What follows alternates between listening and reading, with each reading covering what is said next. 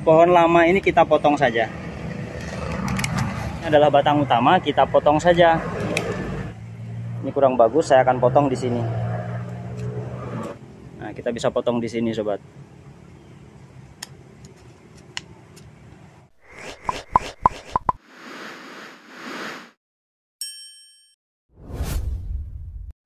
Assalamualaikum warahmatullahi wabarakatuh. Halo sobat semuanya, jumpa lagi di channel Agropark. Sobat, pada kesempatan kali ini saya sedang memperbaiki beberapa pohon durian yang rusak.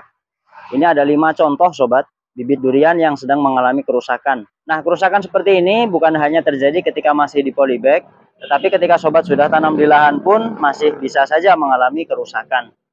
Nah, yang jadi masalah adalah kadang-kadang sobat masih nggak nyadari bahwasanya bibitnya sedang tidak baik-baik saja. Kalau dilihat sekilas, 5-5-nya pohon ini sepertinya biasa-biasa saja sobat ya. Sepertinya tidak ada masalah, padahal ini ada masalah yang sangat serius. Nah, mudah-mudahan nanti video ini bisa memberi manfaat untuk sobat semuanya yang mungkin mengalami masalah serupa. Penyebab dari kerusakan 5 pohon ini adalah karena lambat memberi tiang, sehingga batang utamanya tidak tegak lurus. Itu sumber masalah awalnya sobat. Jadi efek tidak memberi tiang pada bibit durian itu sangat fatal sobat, sangat fatal akibatnya. Dan efeknya bisa bermacam-macam, kelima-limanya nanti akan saya jelaskan satu persatu lengkap dengan solusinya. Maka dari itu ikutilah video ini sampai selesai. Kebanyakan sobat yang nanam durian beranggapan bahwasanya yang bermasalah itu pada tanahnya atau pada pupuknya, atau menganggap pupuknya kurang hebat. Ya, pupuk itu memang wajib bagi setiap tanaman sebagai makanan pokoknya. Tapi kalau hanya pupuk saja yang diperhatikan, batangnya tidak diperhatikan, maka pupuknya akan sia-sia.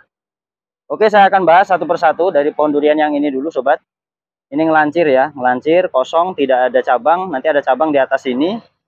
Kemudian batang utamanya, ini stop sobat, berhenti di sini. Ini entah patah atau kenapa ya. Kalau kita biarkan seperti ini posisinya, batang utama tidak akan ada yang menggantikan.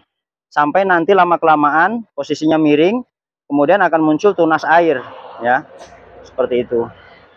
Nah, tapi kalau sudah terlanjur miring kemudian ada tunas air yang lebih sehat, nggak apa-apa, yang sehat itu yang dipelihara. Gimana solusinya untuk pohon durian ini? Yang pertama, kita harus beri tiang terlebih dahulu, arahnya berlawanan dengan miringnya batang ini sobat ya. Kemudian kita ikat. Cara ngikatnya ini perhatikan, saya perdekat dulu, membentuk angka 8 sobat. Tujuannya apa? Ini supaya batangnya tidak tercekik ketika membesar. Masih ada spasi. Ketika batang membesar masih bisa. Nanti 2 bulan biasanya tali rapia ini sudah hancur. 1, kemudian bagian atas juga. Nah, ini bagian atas ini kita pilih dulu. Bagian atas ini kita harus memilih bagian cabang yang akan menggantikan posisi batang utama. Ini kita perhatikan ya, ini yang paling ujung atas ini kurang bagus, makanya akan saya potong saja. Ini kurang bagus, saya akan potong di sini. Kemudian yang ini nanti yang akan menggantikan posisi batang utamanya. Kita ikat ke atas seperti ini.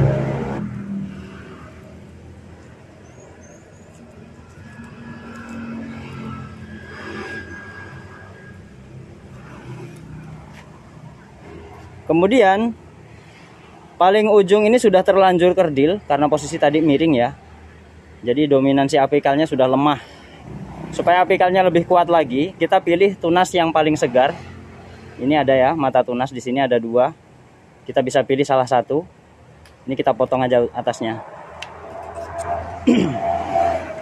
Nanti mana yang paling bagus pertumbuhannya lurus ke atas, itu yang kita jadikan penerus batang utamanya sobat, ke atas. Ya. Oke, caranya gitu aja, beres sudah. Nah, yang ini sudah selesai.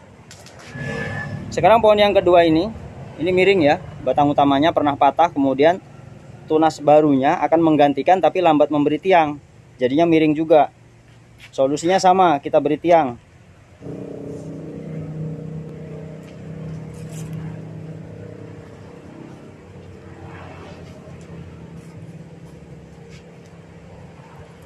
Kemudian yang atas juga kita ikat. Terakhir kita pilih tunas yang bagus untuk menjadi batang utamanya.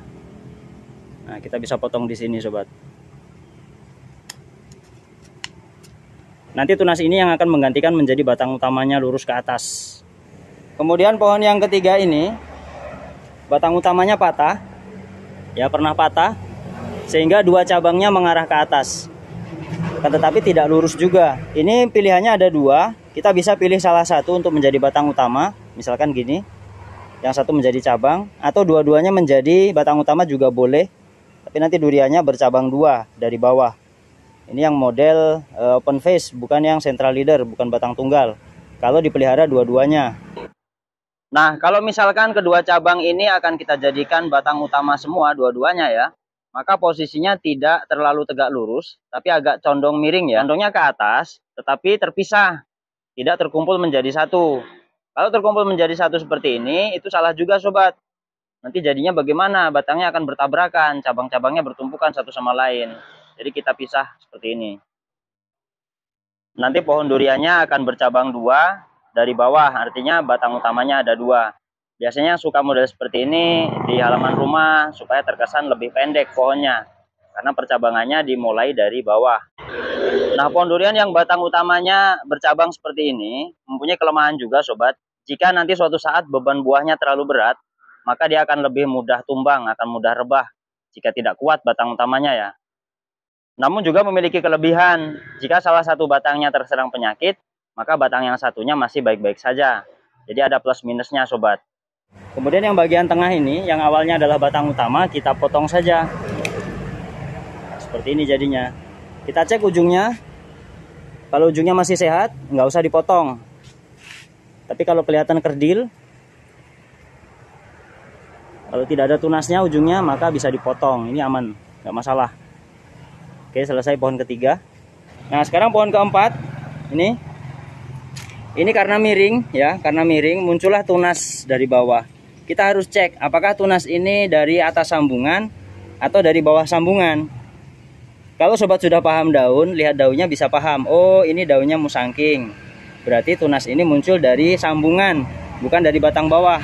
Tapi kalau misalkan muncul dari batang bawah, maka tunas ini harus kita buang. Karena tunas ini muncul dari sambungan, ini daunnya daun musangking sobat, dan lebih segar ya, lebih sehat daripada pohon awalnya. Ini pohon awalnya sudah cungkring, sudah tidak sehat ini sobat. Maka lebih bagus pohon lama ini kita potong saja. Nah, kita akan pelihara ini dan kita berikan tiang juga supaya tegak lurus.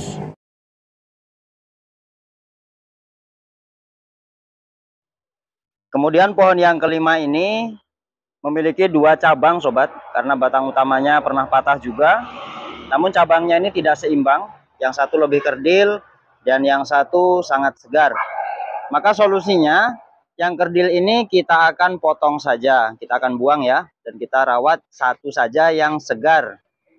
Selanjutnya, karena cabang yang segar ini posisinya miring, kita akan tegakkan juga dengan bantuan tiang bambu. Lalu kita ikat. Caranya sama sobat ya, arah bambunya berlawanan dengan kemiringan cabang, supaya nanti ketika ditarik bisa sama-sama lurus. Ini ujung atasnya masih sehat sobat, tidak perlu dipotong. Nggak perlu dipotong kalau sehat seperti ini. Nah sobat, ini ada tambahan. Cabang yang ini terkulai turun ya, lemes. Ini jenis OC, memang karakternya lemes. Supaya pertumbuhan cabang ini normal, ini bisa ditegakkan tapi jangan terlalu lurus ke atas, nanti jadi batang utama. Biar nggak jadi batang utama, tetap jadi cabang, arahnya seperti ini sobat. Kemiringan ya 30 derajat lah. Ini kita bantu dengan tali, biasanya pada saat penanaman di lahan. Kalau di polybag ini masih belum bisa ya. Nah, ini 5-5-nya sudah selesai sobat. Demikianlah cara kita menangani bibit yang sudah kerdil. Jadi jangan fokus hanya pada pupuk, jangan fokus hanya pada tanah. Itu memang wajib dan perlu sebagai kebutuhan pokok. Tapi ingat, pertumbuhan batang ini juga sangat-sangat penting. Bahkan menurut saya, perawatan di atas ini lebih penting daripada ngurusi kesuburan tanahnya. Demikianlah sobat, sekilas informasi yang bisa kami sampaikan. Semoga ini bermanfaat. Mohon maaf kalau gambarnya kurang terang karena sudah sore. Terima kasih semuanya sudah nonton. Sampai jumpa. Assalamualaikum warahmatullahi wabarakatuh.